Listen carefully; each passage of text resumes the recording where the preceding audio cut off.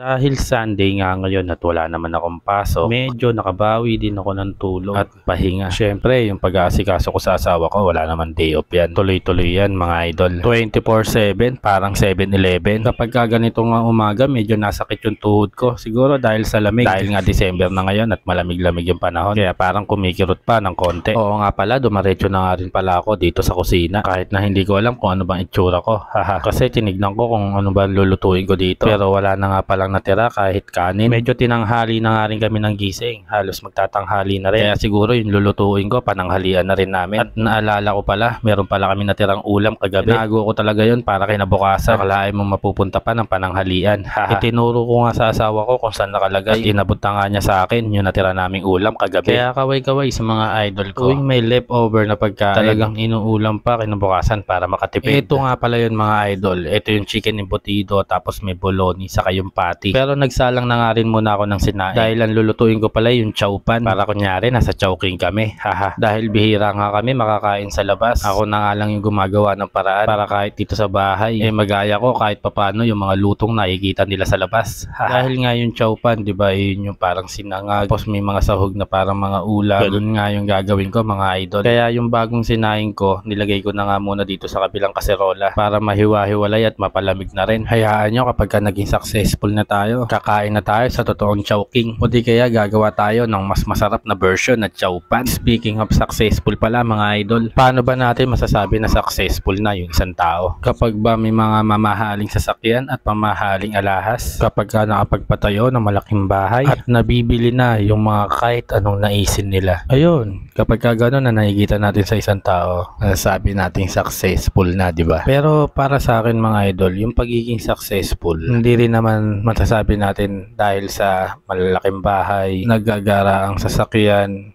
o yaman na tinatawag. Kasi biruin mo, yung mga taong mayayaman, ang tingin natin sa kanila successful na. Pero sa kanila, dahil nga sa dami ng pera nila, dahil sa yaman nila, hindi sila nakukontento din. Parang laging may kulang sa kanila at nais silang makuha. Successful na yung tingin natin sa kanila, pero sa sarili nila, hindi pa. Karamihan, hindi pa sila na sasatisfy sa kung anong meron sila. Kaya para sa akin mga idol, yung pagiging successful, maliit man o malaking bagay yan. Once na na-achieve mo at nakontento ka sa kung anong meron ka, kahit sarili mo, masasabi mo ng successful ka na. Nagets nyo ba mga idol yung punto ko? Diba? Teka, bibigay pa tayo ng example. Halimbawa, ikaw, may pangarap ka na makatapos ng pag-aaral. Masasabi mo ba na successful ka na? Siyempre hindi pa. May na-achieve ka lang. Dahil after mo makatapos ng pag-aaral, may next goal ka pa. Yun yung makahanap ng magandang trabaho, tapos kumita ng malaki. At dahil kumikita ka na ng malaki, makakapagpatayo ka na ng bahay. Sarili mong bahay at negosyo. At kung nakuha mo na yung mga yon at wala ka naman ng hinahangad pang iba, ibig sabihin, masasabi na natin na nag-success na tayo. Ayun yung para sa akin ha.